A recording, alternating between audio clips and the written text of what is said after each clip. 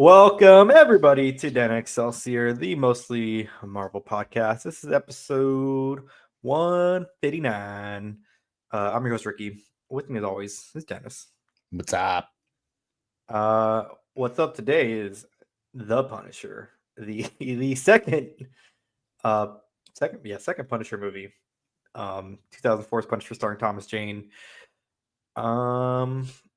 I think we're on a Punisher train right now, so we're just gonna round out with this one, and then we're gonna do Warzone next week. So Yeah. It's no judgment. Don't read into it any more than you need to. yeah, We really are trying to fill the it's holes. not cool to be a Punisher super fan in the year of 2024. It's not cool, but I'm saying I think the reason we were doing this is because we like to make sure that if we are the mostly Marvel podcast, we've at least talked about every Marvel movie that there has ever been.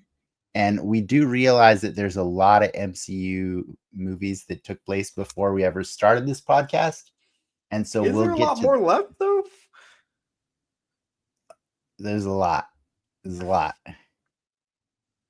We started this podcast after phase 3 was already over. Oh shit, yeah. To be fair, if we're counting the MCU ones, there is a lot. We have not done shows on everything post Endgame, right? So. We started this show with WandaVision. Yeah, fuck. Yeah, there's a lot. Okay, we gotta at least promise the viewers now before Fantastic Four, we will watch Roger Corman Fantastic Four. Oh yeah, for sure. That's my white whale. Oh wow. I'm not making that promise, but sure, we could try to make that promise. We could try. But the point is, if we're going back in time to all the old ones, minus Roger Corman's Fantastic Four, these last two Punisher movies are pretty much it before the MCU. I think we've covered our bases pretty good, right? Yeah, excluding kicking out the X-Men. Yeah, this is it. No, we did all the X-Men. No, I'm saying, but kicking out the X-Men, we did them all. That's what I'm saying. But before 2008, this was the last Marvel movie, right? No? Punisher. Oh, before 2008. Yeah. Yeah. I think Warzone came out after Iron Man, right? Yeah. Yep. Maybe. I think it did. I think it was October of 2008, and it was. Well, I'm gonna put. I was about to review that one ahead of time. But you know what? So yes, we're trying to fill in the gaps before we finally undertake that final enjoyable hurdle of revisiting the early stages of the MCU that made us the fans that decided to do a podcast about all of it. So yep. But yeah, I will say this. I mean, we're getting ahead of ourselves, but you could do a lot worse than Thomas Jane the Punisher. You could do a lot worse. You could. We have done a lot worse. We've done a lot worse. I would say Thomas Jane's Punisher is way up there on the high end of pre-MCU Marvel movies. It's pretty good. Well, we pretty can talk good. More about that later. I'll talk more about it later. Let's talk about what's been pretty good in your life this past week. What have you been binging on? What have I been binging? I've been background binging Arcane. I'm gonna be honest. Do you play League? Do you not? Are you a League person? Have you tried to play League? Yeah, once, ever, MOBAs. They used to try and hire me a lot. Riot. No, they pay well. But I didn't go there. Their culture is not so great, but they do pay well. Yeah. But yeah. So I think I played it for research. It's not my type of game, and honestly, there are things I like about the show, but I just don't have any investment in any of the characters, and so it's a hard one for me to really fully enjoy. I know people Purnell and Haley Steinfeld, right? I love them. I think they are great actors, and I think the animation is up there with Spider-Verse as far as just some of the best animation put on on a show. I just don't. it's a lot of characters to follow, and I just don't really. I don't have like I don't come into the show with any preconceived investment or notion of people who love League like really love League, so yeah. I'm sure that they love the show too. Like, But I love like. those characters. Don't get me wrong, I like it. I just couldn't tell you in any given episode what's happening. I couldn't. Like, I just can't do it. And that's on me. You can hate on me in the comments. I still watch it. I still like it. I also caught up on Cobra Kai this week. That ended, right? No, they lied. It did not end. It is the final season, but not the final episodes. They split. Okay, right. That's what they did. They split the final season three half. times. Oh, no, 3 times. 3 times. Oh God. So I thought we were getting the second half this last week, and it was not. Is the new Karate Kid movie, is that tied to this shit or no? Probably. It probably is. All I know is like I got to episode 10 and it was like the big giant tournament of tournaments, and like it ended in pure anarchy, and spoilers, a kid died, and I was like, wait. And then the credits rolled, and I was like, wait, that's the end of the show? And then I looked it up, and it's like, oh, the final episodes are in February. And I'm like, oh my God, I've guys. not seen any Karate Kid, new or old, or Cobra Kai. Oh, really? You've never seen Cobra Kai? Interesting. I do like hearing people who love it. That like I guess it does tie into all the what are there like there's 6 Karate Kid movies, right? There are 4. 5 if you count the new one. There are 4 movies with Pat Morita as Mr. Miyagi. Mm-hmm. The 4th one is with Hilary Swank, though. Yes. Okay. I have not seen any reference to Hilary Swank's character in the show. But everyone else gets something. But the first 3 movies get a lot of love. First 3 movies. That's your post-credit scene is Hilary Swank. Yeah, it really is. Like, she's back on TV. She's down. If they get Hilary Swank, it completes the full circle. But I don't care. But yeah, it's the cool thing is the show is the original writer of the movies is involved in the show, so he really does get to fully complete stories that he may have started or may not have. Like it's kind of like the long game is like slowly telling you the story of Mr. Miyagi without actually having Mr. Miyagi in the show, which is kind of weird. Is he dead? The actor? Yeah, Pat Morita died before Cobra Kai started. And so in the first season of Cobra Kai, they use a lot of clips from the movies of him. But like in this final episode, they actually CG to Pat Morita, and I was like, that's not cool. That's not cool. Is he alive in the show? No. Oh. I mean, no. I mean, whatever. If their family's cool with it, right? I guess. I don't know. I don't know who's cool with it or not. But it was weird. It was weird for me. But anyways, those are the things I've been watching. What about you? What did we watch? We finished The English Teacher. That was fun. It's a good watch. I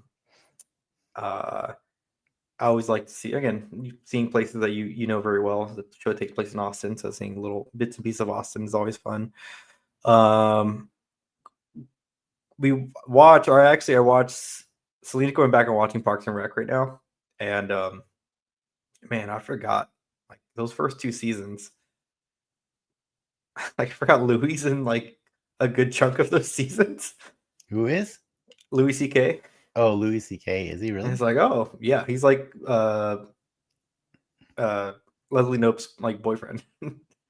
Oh, really? And he's in it like a lot. And it's like, oh man, that's funny. I don't. It's funny, but then it's also like, oh man, these people are like hella famous now. I mean, Chris Pratt being the obvious, but then Aubrey Plaza. I think when she started Parks and Rec, she was still married to Will Arnett too. You know what I mean? Oh, Amy Poehler? Yeah. Yeah. A lot. No, wait, was she married? I thought she married Nick Kroll. No, she was married to Will Arnett. Oh wow.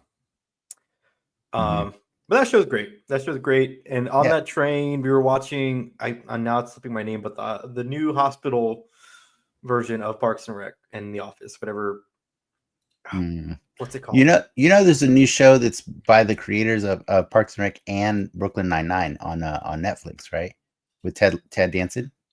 No, it just came out today. Actually, it came out today. I've been meaning to watch it. I have not started watching it yet. I St. cannot Dennis remember. Medical is what it's called. Okay, but yeah, Ted Danson has a new show that's from the powerful combined forces of Parks and Rec and Brooklyn Nine-Nine have made a new show. It's not just Parks and Rec. It's I think the Brooklyn Nine-Nine didn't. One of them also made The Good Place. The guy who did Brooklyn Nine-Nine also made The Good Place. That I was listening to NPR today, and they're interviewing a dude from The Good Place. So that Michael would track if he has a new show Michael out Schur, today. yeah. That sounds familiar. Yeah, that's the Ted Danson connection, I think. Is how, yeah. So, anyways, I'll watch that. I can't remember the name of it, but I will watch that. But are you gonna? Oh, good. I was gonna say I forgot to mention one other thing I did watch. In continuing with what we talked about last week, I watched the latest episode of Superman and Lois.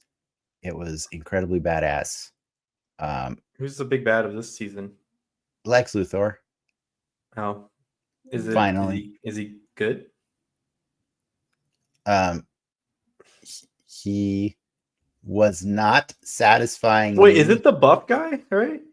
He was not satisfying me until this week's episode, when he finally ditched his Duck Dynasty look. Yes. Okay. Yeah. And he full on shaved and put on the suit and looks like a legit Lex Luthor. And it was like, oh, I see what you're doing here. You were getting us to that eventually. Okay. No, but it's not just that. Tom Cavanaugh joins the show as a Gordon Godfrey. He's like the sensationalist journalist that does the crazy he's kind of like the Bill O'Reilly of the DC universe. You know what I mean? That's not a good thing anymore. No, it's not. It was never a good thing. Okay. That's the point. Okay. And he has the Alex Jones of the DC universe. Yeah, sure. Okay. Kind of, but he basically, they have to I don't know if I mentioned it last week. Slight spoilers for Superman and Lois, but last week they did a thing that was super cool, and they finally decided that the secret identity was not doing them. It wasn't helping their family anymore. It was doing more harm than good. And so Superman held a press conference and finally revealed to the world who he is. Mm-hmm. And I was like, that's really cool. There is one problem. The journalistic integrity of Lois Lane goes out the window. And so they chose not to address that last week, but this week they did. And I was like, okay, there you go. That's you know what I mean? You get it, right? Like you can no longer trust her. Even if she was being truthful, you can't trust her anymore for all the fluff pieces she ever wrote about Superman ever, and the Pulitzer she won for those things, so it's interesting because this show chooses to it's Lois is more the primary focus of Lex Luthor's hatred, and he sees Superman as more of a nuisance. As a thing, as an obstacle between him and taking down Lois, and it's pretty interesting. Taking down the press. He really does want to take down the press. Oh, he really hates Lois Lane but he has reasons. And anyways, I just think it's a fantastic show, and I think for all the groaning I was doing this season of what my wife calls Duck Dynasty Lex Luthor, they pulled the rug out from under me this week, and I can't wait for the final 2 episodes of the show. It's so good. It's great. Are you gonna get Glicked?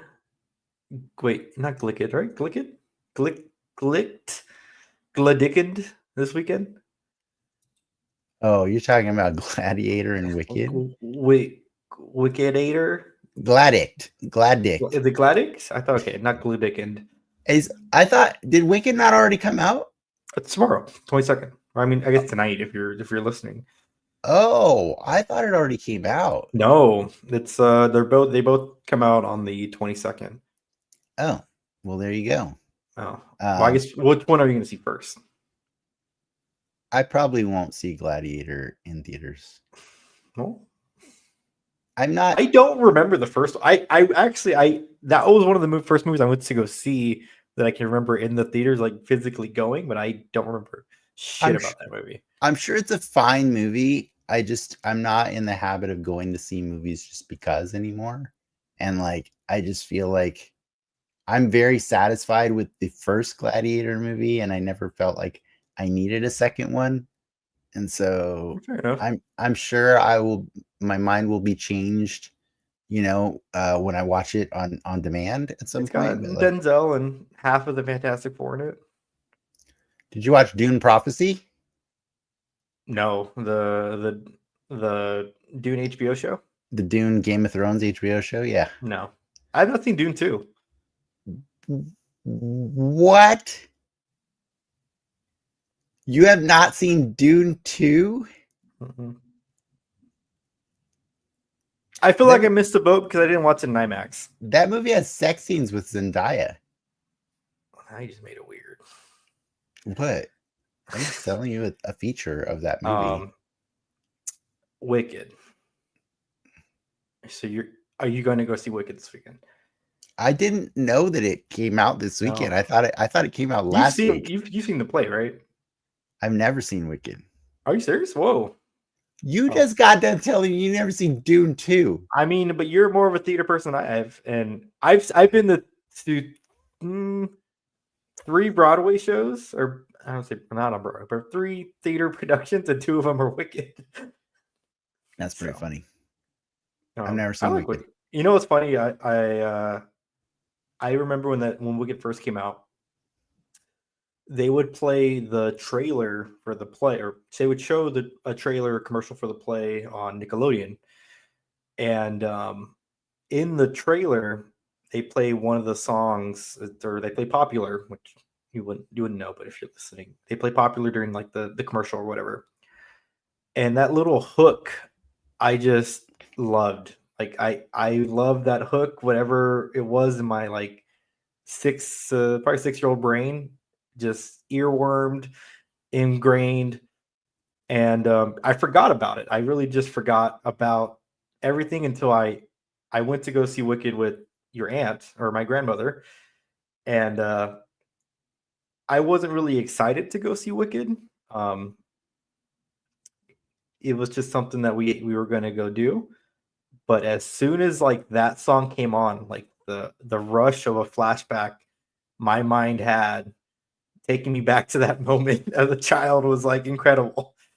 I felt like the Winter Soldier being activated as soon as that song came on. I feel like I have a better chance of getting that feeling by seeing Gladiator 2, though, since I've never watched Wicked. No, I mean, that is the only reason why I want to watch the movie. I do like the play now. I think it's a good play.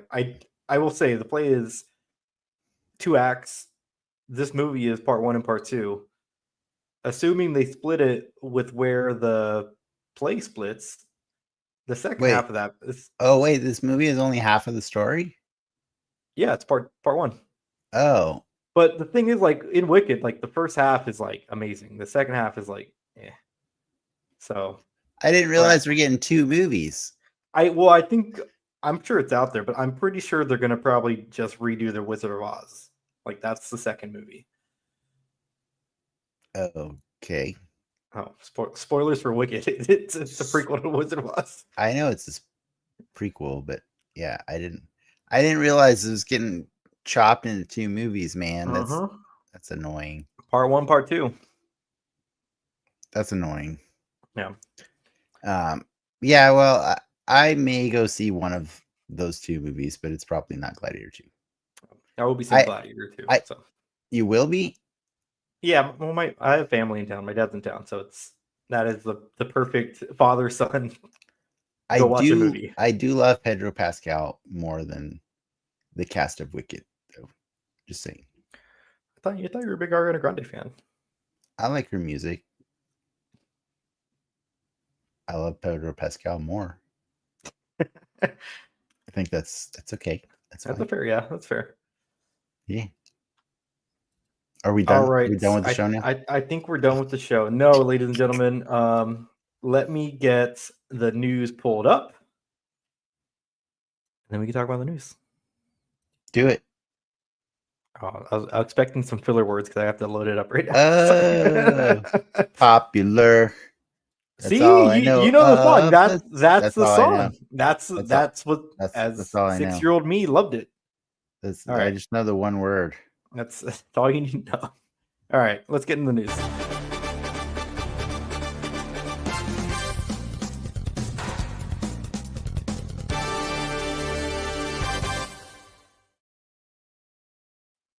Starts with some distinguished competition news. Daniel Craig and Luca, what is it? Guadagnino, director of Challengers, most recently. They're going to be doing a Sergeant Rock movie for DC. Who the hell is Sergeant Rock? He's a very old school. It's like their Nick Fury analog, kind of, but older. Kind of, yeah. But Nick Fury's a copy of him. How old is Nick Fury? He was created by Jack Kirby. I don't think he existed in the 30s, though. So probably Sergeant Rock is older. But Sergeant Rock kind of existed in his own universe for a long time, though. Nick Fury is 63, and then Sergeant Rock. I don't think Sergeant Rock was a main character in the original DC universe. 59. Though. Correct. I think he's integrated though. Yeah. Eventually they reformed their universe so many times over where he's been integrated. But I'm saying he wasn't the Nick Fury character, you know what I mean? That Nick Fury was in Marvel. Nick Fury has always been Nick Fury in the Marvel universe, you know what I mean? He's been that shadow, puppet, not shadow puppet, but like puppet master kind of person, making sure the countries are properly stabilized and superheroes are kept in check, blah blah blah. Sergeant Rock's just, I believe he's an army dude. I don't know much about him. He apparently at one point was the general and chief of staff for President Lex Luthor. So, well, that's gross, but cool. Gross but cool. Yeah, I like Daniel Craig, so I'm excited to see that. But I'm down to clown with Daniel Craig anytime. So, switching over to the Marvel side, specifically the Young Avengers side. This screenshot is of America Chavez, Cassie Lang, and Riri Williams. It was a short video, right? Yep, they're chilling on a boat. So the Disney, the new Disney's Cruise Line's newest ship just launched, and as part of that ship, there is a Avengers dine, dinner show. Basically, they serve you food and they show like a little exclusive 20-minute movie set in and around the ship. But what's cool about these movies, they did one previously for their other ship, is they're actually with the actual actors who play them. So, you mean they're on the ship or they're in the movies? Well, they're in the movie that takes place on the ship that you're. Gotcha. And you can only see the movie on the ship, or you can watch it on the internet, or you can watch bootlegs on the internet. Yeah, but it's cool. Young Avengers forming, kinda. If it's on a boat. Yeah. I'm wondering when they film that, because I know that currently Haley Steinfeld's doing press for Arcane. So, well, she was not in this. She was just Riri, Cassie, and American Chavez. Oh, that's Cassie. Oh, my bad. Yeah. I see it now. You're right. I see her. Okay. I thought that was Hawkeye from a distance, but I see it now. It's Cassie. Probably the most expensive Young Avenger. So she ain't doing both movies. Yeah. For sure. Okay. Yeah. I mean, I saw I saw like 5 seconds of it, and I was like, cool. Let me know when it's fully cooked. Like you know what I mean? I feel like that movie's gonna come out, and they're literally gonna be older than the Avengers when that movie came out. Yeah, that's the problem. That's the problem. The young adult Avengers. They're not going to be older than the Avengers were. Mm, No, they're not. mm. Robert Downey Jr. was not young when Avengers came out. How old was ScarJo when Avengers came out? Not young. Let's see. She was 28 when Avengers came out. Haley Steinfeld is not 28. Yes, she's older. She's Is 27 really? now. Yes. Okay, well, that's awkward then. Right? That's awkward. But the rest of them are all going to be younger. Relatively. She'll be there Nick Fury, whatever. All right. Yeah. Chris Hemsworth might be younger. Let's see. Chris Hemsworth was pretty young. He was pretty young in Avengers. He was 29. Damn. So, well, there you go. Yeah. Did you hear about? I think James Gunn was talking about the full 8-year plan for DC. No, I saw Feige was talking about. Actually, might be a nugget. Feige was doing some press for a Singapore for a movie convention in Singapore that takes place in Singapore. I can't remember the name of it, but the long and short of it is he basically says Secret Wars is what gets us to X-Men, and we're probably we will be seeing X-Men in the next couple films in some capacity or another. Some X-Men, yeah. Yes. Gotcha. So. Yeah. But an X-Men movie is far out. I don't think it is. I think it's I think I heard him say it is quite a ways out. But Secret Wars is what is it, 3 years, so yeah. So X-Men's at least 4 or 5 years away. At least. That's fair. But I don't know if you're already switching back to Marvel. Did you hear Alan Tudyk is playing Clayface? Yes, I did. Sorry, I did miss that piece of news. That's cool. Rad. Is he doing? Yeah. Does he do the Harley Quinn? No, he's done an interview and he's saying the Clayface he's playing now for the DCU is very dark and murderous, and he just thinks it's super cool that he gets to play 2 versions of the same character. Does he play Clayface when he's not all clayed up? Probably. You mean Basil Carlo? I guess. Would you want him to? Would he be a Basil Carlo? There's another Clayface. His name is escaping me. Matt Hagen, I think his name. I think his name's Matt Hagen. He could be one of the two. I don't mind. I love Alan Tudyk until it's not appropriate. Until it's not appropriate to love him anymore. What's wrong with him? Oh, nothing right now. That's what I'm saying. I mean, he's kind of in that Whedon circle, Yeah, but I love to believe that he and Nathan Fillion are well, they have plausible deniability. Well, see, here's the thing: is Nathan Fillion has not ever been exclusively Joss's.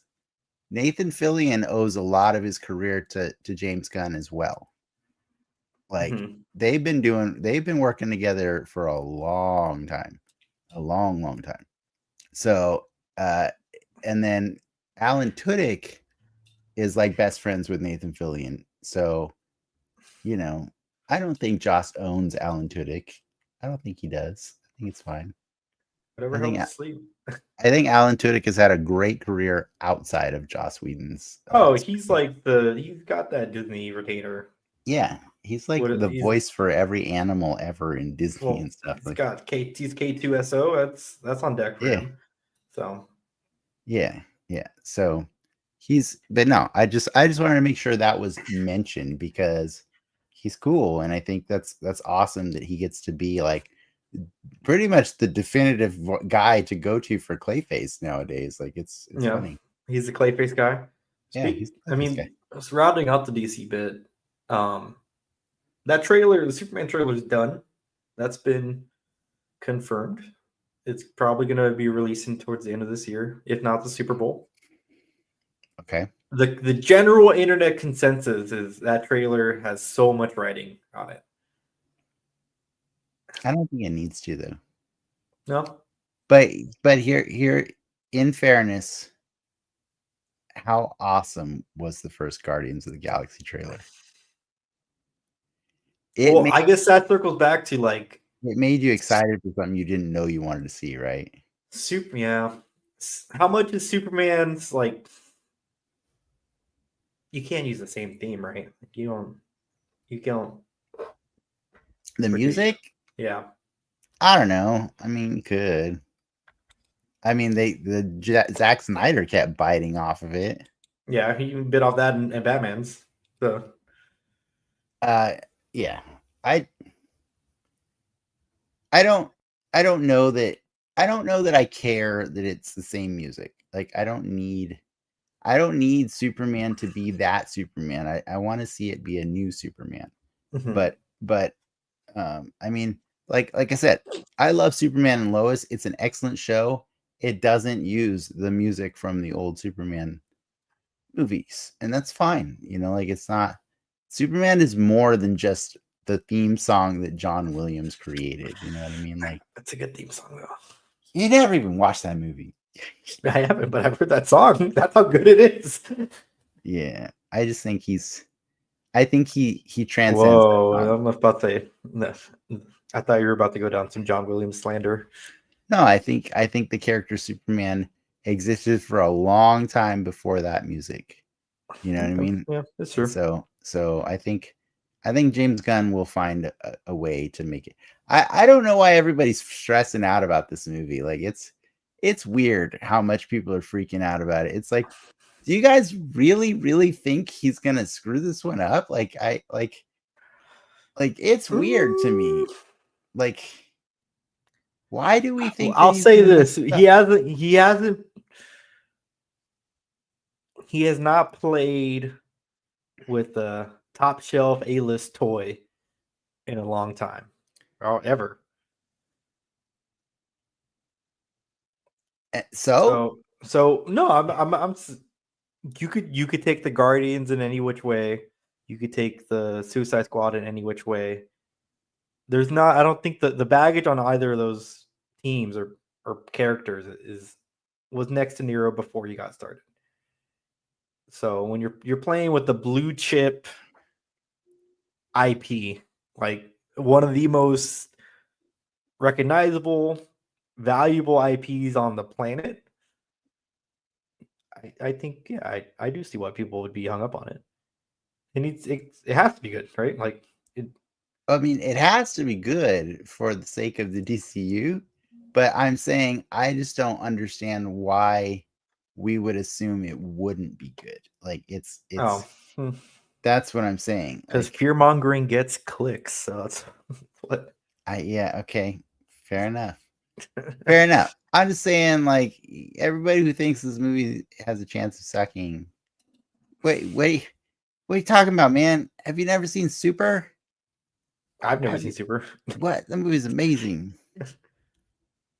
Come on, man. Was that a Comic-Con panel? Even Slither's great. Come on. Stop hating on James Gunn. I like Scooby-Doo. That's all right.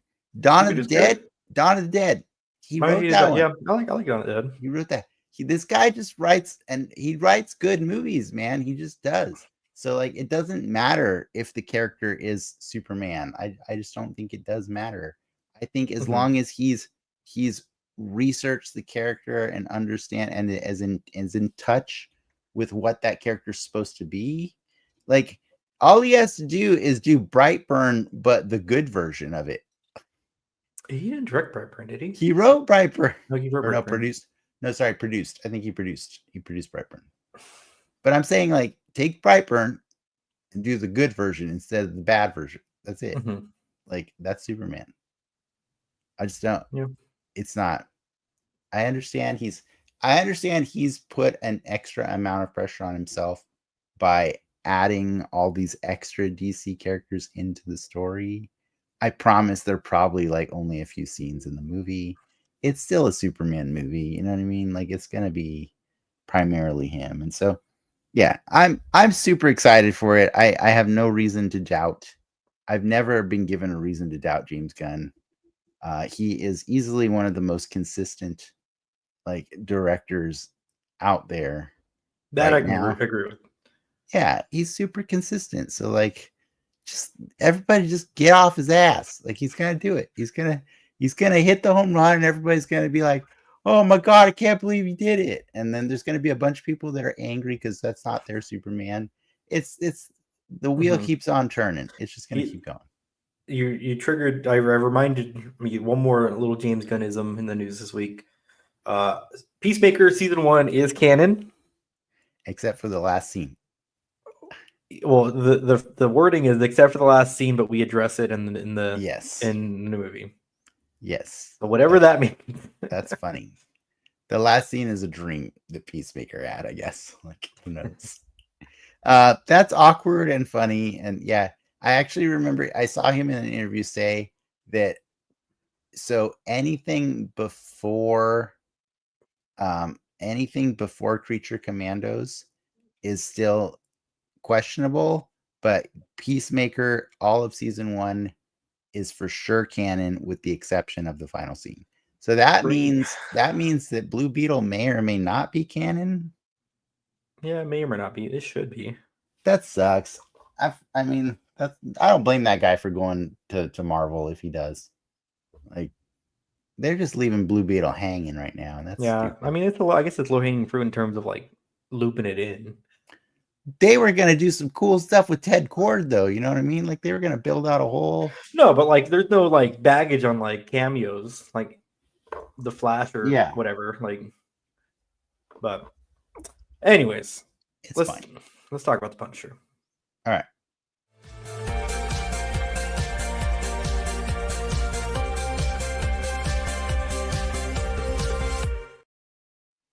All right. 2004's The Punisher. Directed by Jonathan Hensleigh. Starring Thomas Jane. Executive produced by Kevin Feige. Really? Wow. Yeah, he was involved. We got getting that ball rolling. He was in there. I will say this. I'm just gonna skip ahead to my favorite part of the whole damn movie. Wait, have you seen this movie before? Yeah, I saw it as a kid. Yeah. Okay. I remember bits and pieces of it. I'll say that this is where I realized it's gonna sound stupid, but the concept of like actors aging didn't really like exist in my brain. So like as a child, I watched Grease. I feel like every child just ends up watching Grease. Right? It's John Travolta, right? And then like he's in this movie, and as a kid, I'm like, why is he old? Like in my mind, Grease came out like the year before. Because you didn't know, yeah. Yeah. That's my takeaway from The Punisher when I first saw it. And then yeah. What was your Punisher viewing experience? I freaking love this movie. I saw it in theaters. Midnight release? I don't know about a midnight release, but I definitely saw it in theaters like the first day or two. And I thought it was an excellent movie. I don't know. I felt like it was a little different from the Punisher I was used to. Granted, I did not read Garth Ennis's run on Punisher that featured those characters like Bumpo and Dave and Joan.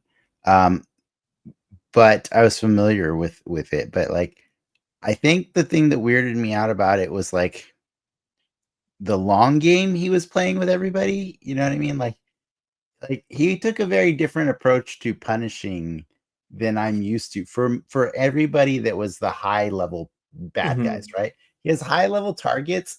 He played a game of cat and mouse with them. Yeah. Whereas like low level guys, they just got a knife jam through their face.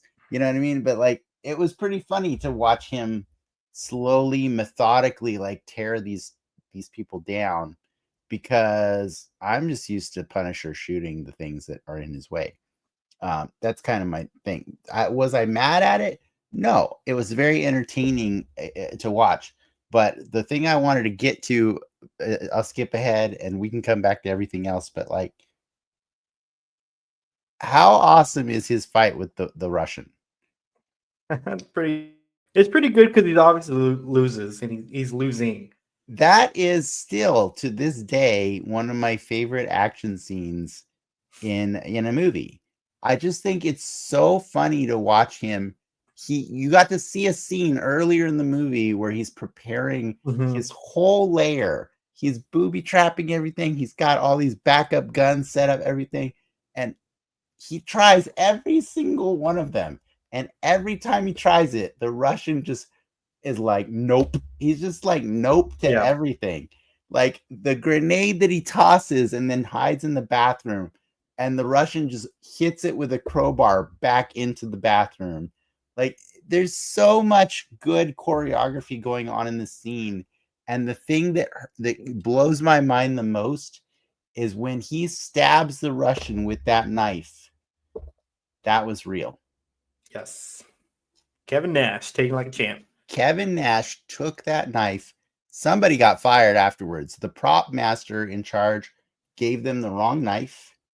And Thomas Jane, when he stabbed Kevin Nash in the just near the shoulder, that knife went in. The man didn't make a sound. He just stayed in character and continued fighting until after that shot was done. And then they pointed out that it was a freaking, he just took a stab wound. The man took a stab wound and then continued to film the rest of the sequence of that fight. And I couldn't help but, because my wife, Lindsay, was watching this with me, and she's not sure, but she thinks this was the first time she's ever watched this movie. And I couldn't help but tell her as he was being stabbed, that's real. And she flinched. Want to watch your man die? She flinched so hard when she realized that was real, because like it's nuts. And that's like, oh man, don't get me wrong, I'm not into watching people get actually hurt, and I'm not into watching like, snuff films and stuff like that, but like I am a proponent for practical effects, and it don't get more practical than that moment in that movie. And it's a crazy scene. The whole fight scene is so good. It makes me a little bitter that the Russian in Deadpool and Wolverine is just like a lame ripoff of this character. You know what I mean? Because Kevin Nash just sells that scene so hard. There's a lot of other good scenes in this movie, but like I will watch this movie time and time again just for that fight, because it's so good. It's the music is so good. Like the it's like the aftermath overly scored in a weird way. Like it's overly scored. Yes. He opens like when he's like doing this like spy shit or sneaky shit, like the music cues up when he's like reveals something, or he plants like a little bug or whatever. It's like this is like the most like well-made Punisher movie. It is the most well-made Punisher movie. Like, so I love this movie so much, because like as much as I love John Bernthal, like and for me, make no mistake, John Bernthal is my Punisher, but like I think we are in an interesting state here where like we have more than one good Punisher like to choose from. Well, there's like, flavors, right? You could even say there's things to like about the Dolph Lundgren one, right? Like there are things to like about him. If you like seeing his balls on the sewer floor, one's it's what is it like? Chaotic good, and then John Bernthal goes more into like, I mean, you watching this one in hindsight, you do get it too, but it's like John Bernthal, they toe the domestic terrorist like line. Yeah. Pretty close on like they also get really close to mental illness with his character, right? Like how batshit crazy he is. Whereas this one, this one, he's talking sense through the whole movie, though, right? Like he really Yeah. is. Like he does. Could they have done a better job of illustrating it? Maybe a little bit. Like I, I think it's the funniest thing about like this movie is how he totally has the element of surprise, and he just decides to blow it in the first 5 minutes. He's just like, nah, you know what? I'm just gonna tell everybody I'm back. Like, fuck it. It's cool. Like, and he just leaves his tombstone on the golf course, you know, and then he shows up at the police and they're like, Castle, you're alive? He's like, yeah. So what's up? My family, my entire family was killed 5 months ago, and you ain't arrested anybody. I'm doing this myself. And then randomly throughout the whole movie, mysterious murders occurred. We have no leads on who it could be. Meanwhile, somebody else is telling an entirely other news story about Frank Castle, and I'm like, how are you guys not putting these two things together? This is stupid, you know. Like, so the people in this movie are kind of dumb, but like I think it's really funny that Frank is just playing this character as no nonsense. I have a job to do. I'm going to do it. Oh, look, there's these cool people that want to save me because they think they know me. I'm not going to really let them in. And then by the end of it, he kind of lets them in a little bit. And I think that's kind of cool that he's playing a Punisher as like relatable.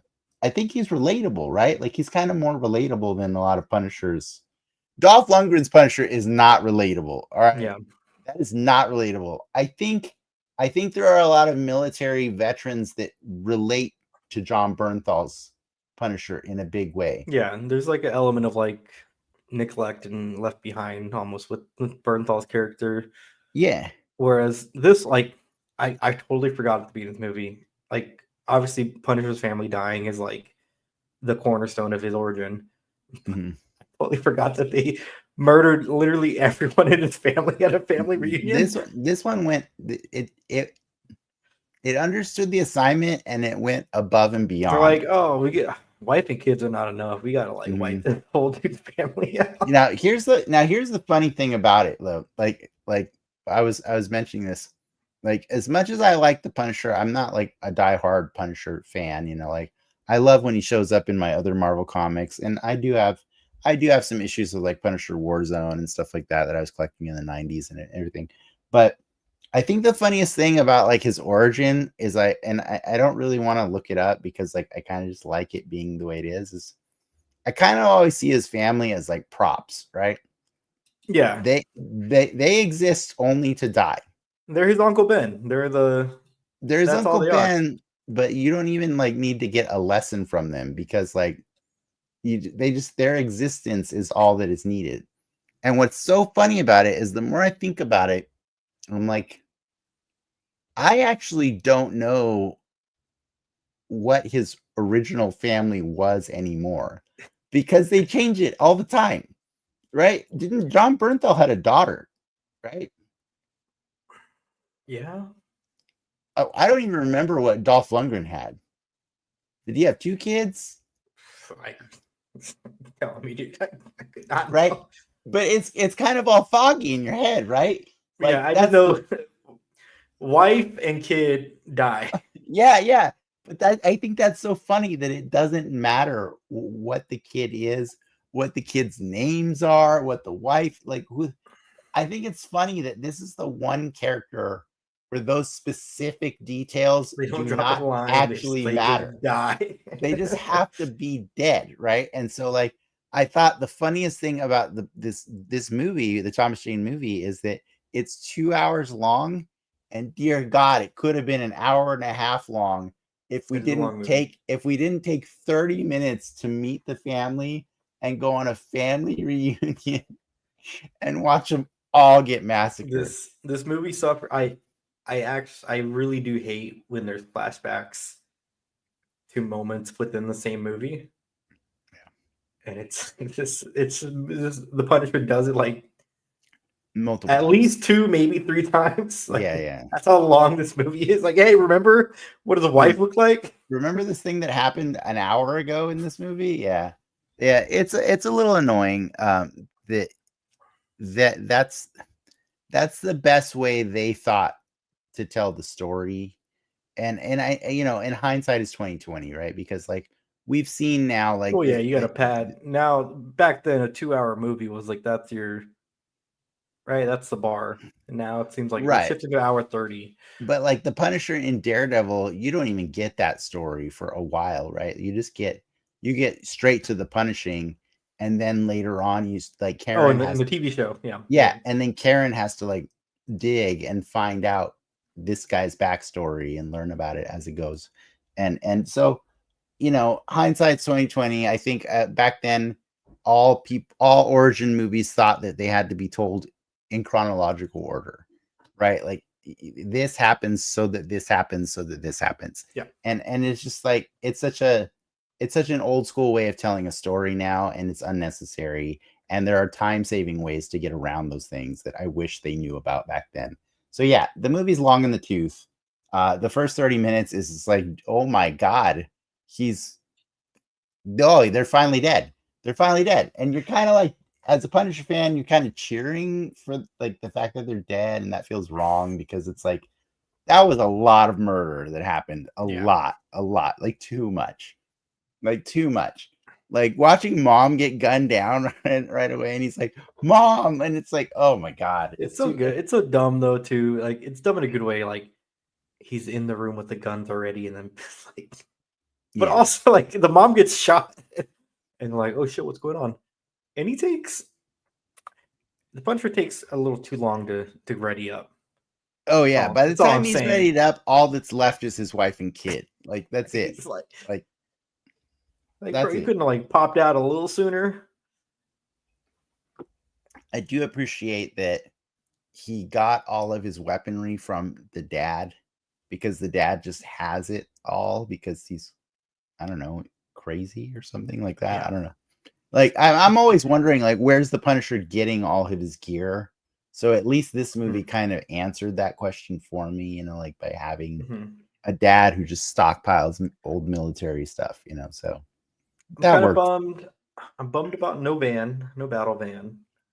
But I did appreciate his car is also dumb in like the best way, where he has like little shields he puts up, and he put time into that car, and it paid off for him in one scene, and I was kind of bummed that it was done after that. But yeah, the man from Memphis, Harry Heck, that was a scene, man. That was a choice. Like I thoroughly enjoyed that also. I think that's the thing I kind of liked about this movie, is like every scene feels like its own comic book, right? like a little one shot. Yeah, of like underlings. it's like its own little story happening. And so like when Harry Heck shows up in the diner, sings his song, introduces himself, like says, "I wrote that for you, and I'll see you around." And like next thing you know, they're having their whole thing. Like it's cool. Like it's very. If you watch the scene when he dies, he shoots a knife in him. So he shoots a knife goes in his neck. They cut back to Thomas Jane on the ground. His knife is still like fully there. They cut back to Harry Heck, and then they cut back again to Thomas Jane, and the knife's gone. Oh, I thought while I was watching it, I rewound it, and like there's definitely like a editing error in that movie. That's funny. Did you have to buy the movie like I did? I paid $10. Now own this movie. Own this movie. Yeah, it was the only way we could watch it. We had to pay $5 to Amazon to own this movie for as long as they say. No, it won't be forever. As long as they say that it's ours. Yeah. Weirdly enough, did you know that this movie, when it came out on DVD, it sold 2 million copies in its first 5 days, and Marvel was surprised. Like they thought, whoa, that's kind of scary. I mean, it's a good movie though, right? Like it is. Like it's still like when you ask any comic book fan who's your favorite character, and they say the Punisher, you have thoughts about them already. Here's the thing about the Punisher. Like, and I'm not trying to get too deep about it. I think the interesting thing about the Punisher is like a lot of superheroes. I think the fun thing about them is is what we're finally getting now in the MCU, right? We're finally Mhm. getting to see the toys play with each other. Yeah. Like, it's really cool to watch the old Sam Raimi Spider-Man movies and be like, oh wow, that's really fun and everything like that. But the thing about Spider-Man is, like, in the back of your mind, you're always like, God, that would be so cool if he hung out with the Human Torch in the movies, or if Mhm. he fought crime with Daredevil, or if he went on an adventure with the Avengers or anything. You want to see these characters do that. But like, the weird thing about the Punisher is he works really good on his own. Like, the context of his story actually kind of is more believable if there's not other superheroes, right? Like I do think it was interesting that how they juxtaposed him with Daredevil in the show, for Mhm. sure. But I think he's Well, the one super. he's a Spider-Man villain, right? Originally? He started as someone who was hired to kill Spider-Man. Yeah. Yeah, Kingpin hired him to kill Spider-Man, right? Or I is think it was Kingpin. It might have oh, been Jonah. I can't remember. But yeah, he started out in the Spider-Man comic as somebody hired to go kill Spider-Man, and there was like a mhm. misunderstanding, whatever. Oh, we're fine, we're good. But I think, origin aside, I think He the does character work well on his own, the for sure. character the character the character is the most believable Marvel character there is, right? Like, a guy gets a bunch of guns and goes out and shoots bad Yes, people. yes. You know what I mean? Like, it's quite I believable. Like, it's grounded in more reality than any other superhero there is. the I He's will not a superhero, he's an yeah, anti-hero. he's You know what I mean? anti-hero. I Yeah. I pray to Lord and Savior that one day we get a live action Punisher. I just want him in the classic suit. I don't know how you do it. Wait, what do you mean? Are you saying John Bernthal's not a live action Punisher? Well, I want him in the black suit, white skull, white gloves. But I want him in that Yeah. suit. The Punisher has a cool ass suit with the bandoliers on his tummy. Um, that probably does not translate well in live action, Yeah, yeah. but I want to see it. Hmm. Yeah, I don't think you're gonna get that. But Secret Wars, give me but a in reason. but in fairness, what Thomas Jane wore in this movie was a version of the Punisher in the comics Mhm. also. Trench Like, coat, it skull. was, yeah, like that is a look that he wore at a point in time. So, will we ever get the one you want? That's a tough sell. That's a tough sell. I don't know.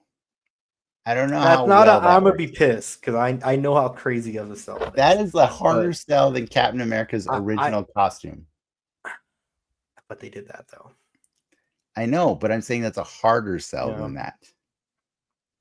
Hey Punisher, we need your help to fight Doctor Doom. Put on this super suit. Yeah, yeah, I don't know. I don't know. But like, I will tell you, you've never watched Warzone, right? I've not watched Warzone. That's next He's week's, right? he's pretty accurate. It's Mhm. not the white gloves and boots, It's but the slick back hair though, right? he's quite accurate looking. Like, he looks like a version of the Punisher. Um and Another yeah.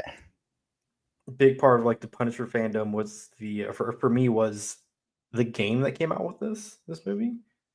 It wasn't a direct tie-in, but That, that game was sick. the game was amazing. That game was At so my much more age, violent than this movie. you were torturing people, Yeah. multiple torturing quick time events. Hmm. Um, that's oh man, I would love to go back and play that game. No, that is an excellent video game, like video game adaptation. Sorry, comic book to video game adaptation, or movie, whatever you want to call it. I think it's supposed to be a comic book adaptation because Daredevil's in Well, it. I think it's how Daredevil's in it. yeah, it's in the same way as like the X2 movie or the X2 Wolverine game is. It's not really based on X2 at all. Yeah. Yeah. Uh, Um, it's no, it was a good time to be a fan of the Punisher when this movie came out, for sure. I yes. think What? Yeah, the Punisher stock didn't really start tanking until probably like 2012. So, Well, I think what got awkward is when teenagers looked at Thomas Jane and were like, "Hey, should we do that at school?" You know, and then it's like, it's like when the cops started putting it on their car. It's like, true. That too. There's a lot of things. There was a lot of wrong lessons learned from the Punisher. Imitating the Punisher is the absolutely like worst lesson you should take away from it. Yes, agreed. We do not endorse imitating or doing any of the things the Punisher does, unless you're good at it. Like, unless you actually. So you know what? I'm gonna give you a little spoiler. For next week, we're gonna watch Warzone.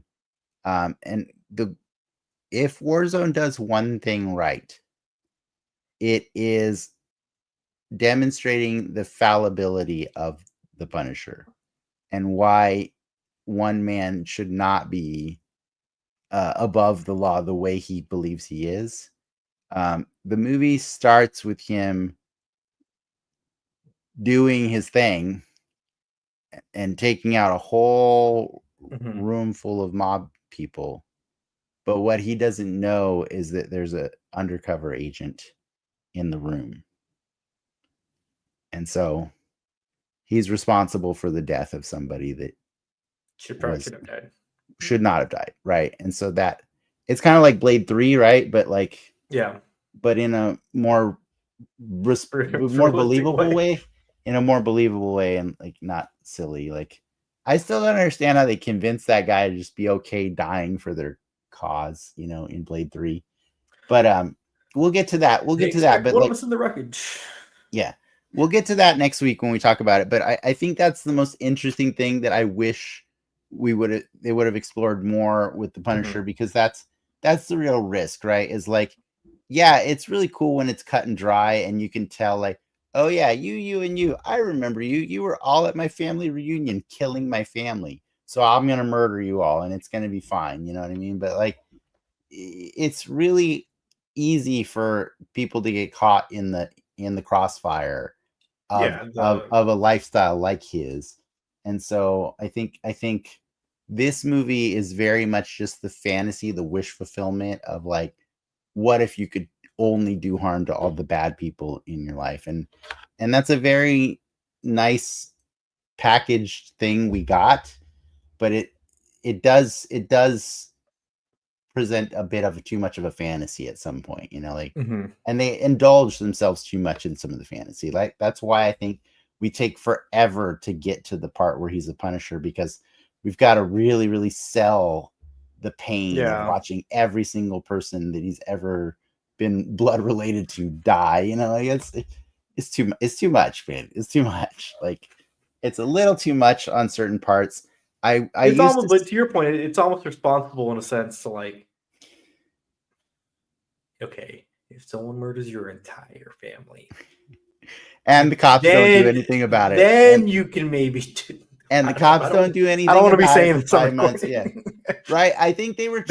They set the bar really high for any repeat offenders. But I think they were trying too hard to really delineate his circumstance, and I just think that's what's weird about it, is he's relatable, but at the same time he's not relatable.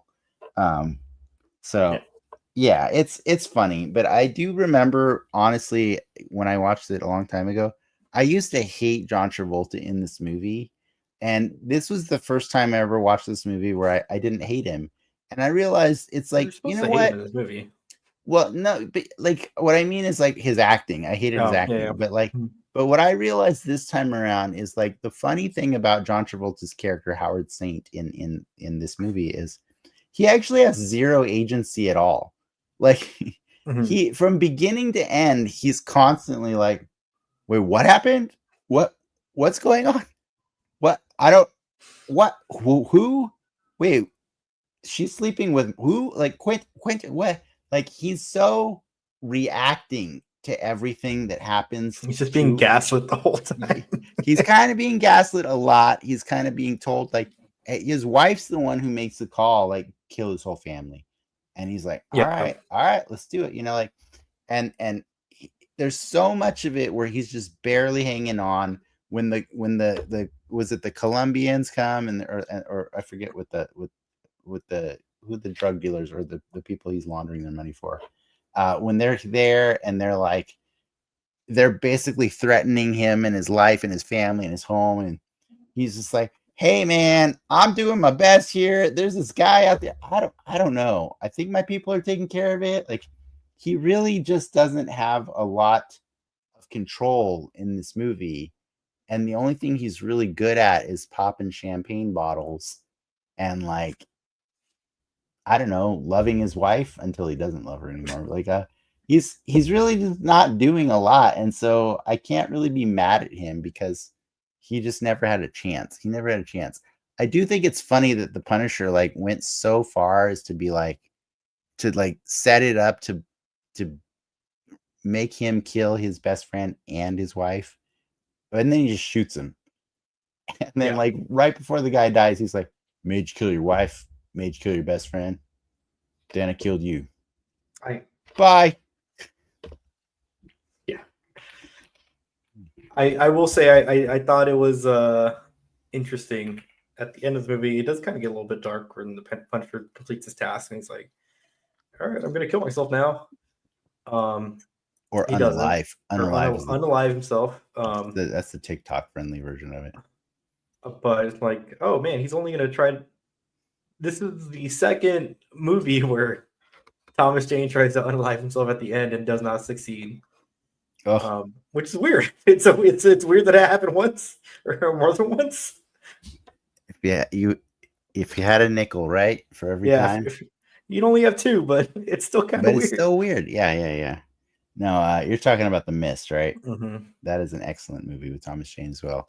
Yeah, no, I think it takes that moment of he's fulfilled the task that he stayed alive for. He's convinced himself through the whole movie that he's dead, right? He said Frank Castle died, like, with his family. And so, like, what is the Punisher once he's completed his task, And so, I mean, technically that's what he is, right? That he becomes the Punisher once he's completed that task. Then it's like, oh, I can go and do this forever. Just curious, have you ever watched Dirty Laundry? Yeah. I was gonna bring that up. The one shot, the short. I watched that today as well. Mm-hmm. It is everything that I didn't get from that movie, which is just the massive amount of violence. Yes, so it's pretty cool. Ron Perlman is in Dirty Laundry as well, by the way. I haven't seen it. I remember that came out of nowhere because there was. That was when they were gonna, like, maybe try to bring Thomas Jane back into the MCU somehow. Yeah, but, well, I believe the whole plan was, like, they really did want to do a sequel to this movie, and it just didn't. Because it happened after Warzone too, right? Dirty Laundry. Oh, I think you're right. Yeah. Warzone really bummed people out a lot.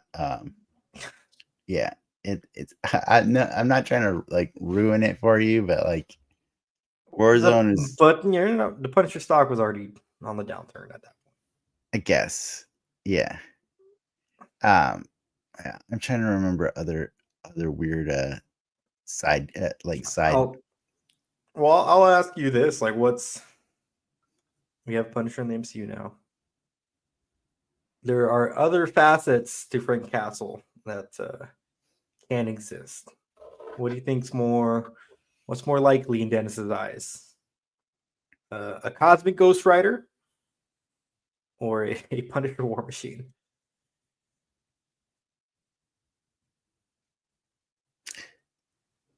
What's more likely is a Punisher War Machine. What I want is the cosmic Ghost Rider, But that said, I have heard Disney has debuted their King Thanos. In like, they've shown the teaser for the ride. For the ride. I mean, once you have a King Thanos, there's a cosmic Ghost Rider. the real question is, could they get John Bernthal to do the voice of Cosmic Ghost Rider? Yeah, he doesn't change back at that point, right? So, And like Cosmic Ghost Rider is a very different character. He is a Frank Castle that has completely lost his mind and basically turned into Deadpool. yeah. He's become like super Deadpool insane. Is he already? That's it's within the same story where he gets kicked out of Valhalla, right? Like he dies, goes to Valhalla, gets kicked out. Yeah, then there is a becomes Ghost Valhalla Rider? part of it. Like, no, he dies, goes to hell, makes a deal, that's what it was. makes a deal with Mephisto, Mhm. comes back. Everybody's already gone and dead. So Comes he back has, as the Ghost Rider. yeah, he comes back as a Ghost Yeah. Rider, but nobody's there. Nobody's left because like Thanos killed everybody. Yeah. So he has no souls to claim or nothing. So he just rides the earth as Ghost Rider for a long time. And then Galactus shows up and says, yo, you're pretty powerful. Let's team up. He gives them the power cosmic, and they go off, and they're going off and like righting wrongs that Thanos has done, like as a superhero buddy duo for a while. And then Thanos kills Galactus, and he like enslaves Cosmic Ghost Rider. And that's the story of Frank Castle that may or may not happen in the MCU. But man, that would be so. It would be so awesome if it Get did. there. You can get there. But I will say the one trick with that story is it diminishes the Punisher of Frank Castle. You know, it takes away. I want to say it takes away, but it refocuses the story in a very different way. You know what I mean? So totally. So let's let this one marinate for a while before we have to be done with all the Punisher stories before it gets to that one. Sure. We need them to kill a few bad guys. Sure. All right. Yes. I think we're done here. Yes, I think we're done. Done here. I think just to be clear, this is exactly what I just said. But thank you for tuning in, and I appreciate anybody wanting to engage with us. So thanks, Panda V118, for letting us know that you're interested in what we have to say. Stay tuned. Next week, ladies and gentlemen, we'll be continuing the We'll be continuing the punishing. By talking about. I like to call it. We're celebrating Franksgiving. Okay, we're celebrating Franksgiving next Wednesday with Punisher Warzone. Yeah. Ray Stevenson. R.I.P. R.I.P. Yeah, that might make me see that movie in a different light. I'm just saying. Balin's Skull. Yes. All right, guys. We're out of here. Thank you so much for tuning in. And feel free to, follow us on all the socials, and we'll see you next week. With that, true believers, enough